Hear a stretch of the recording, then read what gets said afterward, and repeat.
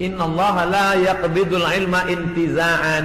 Allah tidak mencabut ilmu seperti mencabut pokok kayu dengan akarnya sekali. Lalu bagaimana ilmu itu tercabut? Bi mautil ulama, dengan meninggalnya ulama.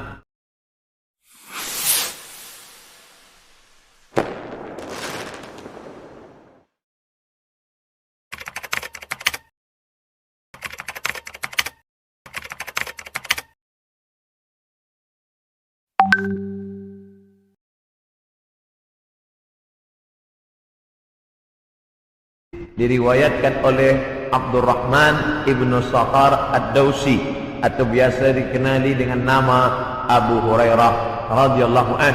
Hadis ini ada dalam kitab Sahih Al-Bukhari. Apa kata Nabi? La taqumus sa'ah, hari kiamat tidak akan terjadi hatta hingga yuqbadal ilmu. Yang pertama, dalam hadis ini ada 6 tanda. Ini yang akan kita bahaskan. Yang pertama, yuqbadal ilmu, ilmu dicabut. Innallaha la yaqbidul ilma intiza'an. Allah tidak mencabut ilmu seperti mencabut pokok kayu dengan akarnya sekali. Lalu bagaimana ilmu itu tercabut? Bi mautil ulama, dengan meninggalnya ulama. Ketika Imam Syafi'i meninggal, maka berapa cabang ilmu hilang. Imam Syafi'i alim dalam bahasa Arab, Imam Syafi'i alim dalam tafsir, Imam Syafi'i alim dalam fiqh, Imam Syafi'i alim dalam hadis, bahkan bergelar Nasirus Sunnah. Imam Syafi'i yang pertama kali menyusun usul fiqh. Lalu kemudian ketika meninggal masih ada digantikan oleh murid-muridnya, Al-Muzani, Al-Buwaiti, Rabi' Al-Muradi. Tapi kemudian makin ke bawah, maka hilanglah ilmu. Maka yang muncul orang jahil yang kemudian dianggap sebagai orang berilmu. Wal'iyazubillah, na'udzubillah. Maka saya pribadi tak pernah berkata menurut paham saya, menurut pendapat saya, karena saya takut tergolong dalam orang yang disebut Nabi al-juhala, orang jahil tapi seperti berilmu. Zahirnya orang menyangka berilmu, padahal tidak. Maka selalu saya mengambil pendapat ulama. Menurut pendapat Imam Syafi'i, menurut pendapat Imam An-Nawawi, menurut pendapat Ibnu Hajar Al-Asqalani, menurut Imam Az-Zahabi, menurut Imam Jalaluddin Abdul Rahman As-Suyuti, untuk menyelamatkan diri daripada juhala. Na'udzubillah.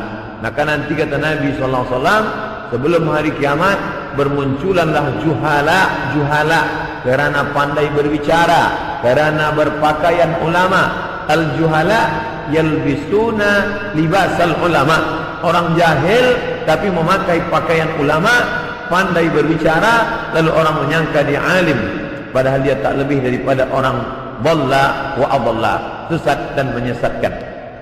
Sebenarnya kiamatnya sudah terjadi pada isinya, tapi alamnya belum kiamat besar.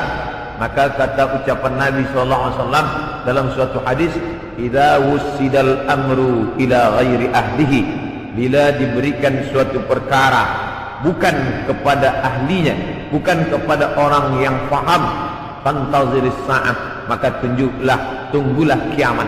Makna kiamat di situ bukan kiamat alam semesta, tapi kiamat isinya.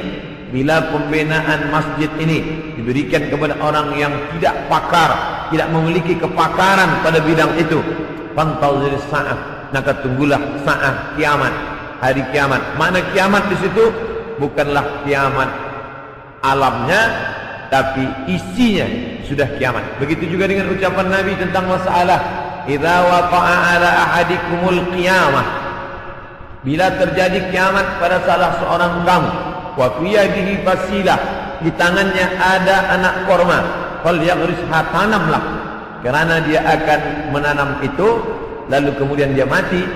Bagaimana mungkin kiamat terjadi pada satu orang? Maka makna kiamat dalam hadis ini alamnya tidak kiamat, tapi orang itu mengalami kiamat, maknanya mati dia. Na'udzubillah. Oleh sebab itu maka bahwa kiamat sudah terjadi pada isinya, ya, karena banyaknya orang jahil. Oleh sebab itu alhamdulillah kita di Malaysia masih ada para ulama, masih ada para mufti, masih ada para habaib maka kita datang ke majlis-majlis mereka, hindari majlis-majlis orang-orang jahil yang tidak diketahui sanad ilmunya, yang tidak diketahui dapat dari mana, bahkan mendakwah mendapat dari mimpi. Langsung berjumpa dengan Syekh Abdul Qadir Al-Jilani, langsung saja terus mendapatkan zikir talqin dari Rasulullah SAW tanpa bersanad, tanpa berguru. Padahal para imam mengajarkan kita ada namanya sanad. Al-isnad minad din, sanad itu bahagian dari agama. Laulal isnad, kalaulah bukan kerana sanad, laqala man syaa ma syaa, maka orang mudah saja berkata sesuai kehendak hawa nafsunya. Begitu kata Imam Abdullah ibn al-Mubarak, salah seorang ulama hadis yang amat sangat tinggi ilmunya. Maka Imam Bukhari bersanad sampai ke Nabi Muhammad sallallahu alaihi wasallam. Imam Bukhari mendapatkan hadis itu dari gurunya, namanya Abdullah ibn Maslamah. Abdullah ibn Maslamah mendapatkan dari gurunya, namanya Malik bin Anas. Malik bin Anas mendapatkan dari gurunya, namanya Abu Zinad. Abu Zinad mendapatkan dari gurunya, namanya Al-A'raj. Al-A'raj mendapatkan dari gurunya, namanya Abu Hurairah.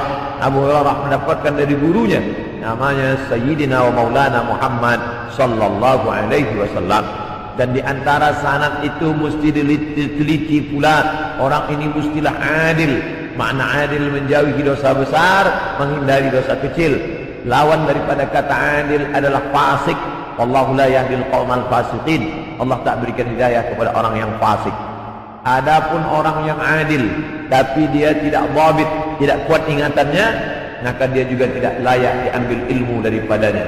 Oleh sebab itu apa kata Imam Malik bin Anas, guru Imam Syafi'i? Makamnya di Baqi di samping Masjid Nabawi, meninggal tahun 179 Hijrah. Aku berjumpa dengan 70 orang di dalam masjid ini, maksudnya Masjid Nabawi di Madinah. Andai aku minta satu di antara mereka berdoa, maka turun hujan saking makbulnya doa mereka. Tapi tidak aku ambil hadis satu pun dari ke-70 orang itu. 70 orang zuhud, ahli ibadah, abid, banyak ibadahnya, kabul doanya. Andai ku minta satu orang berdoa, turun hujan, begitulah kabulnya. Tapi aku tidak mengambil ilmu dari mereka kerana tidak dhabit, kuat ingatannya. Begitulah ulama menapis supaya jangan sampai mengambil ilmu daripada orang jahil.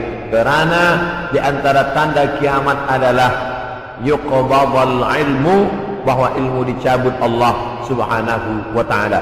Maka bila kita masih ada kajian-kajian khas tafsir, khas fiqh, khas usul fiqh, khas hadis, maka kita hadir, kita dengarkan, kita pahami, kita rakamkan, kita share, maka dia bagian dari dakwah. Tapi bila itu sudah tampak banyak menyebar, sebenarnya salah satu daripada tanda hari kiamat.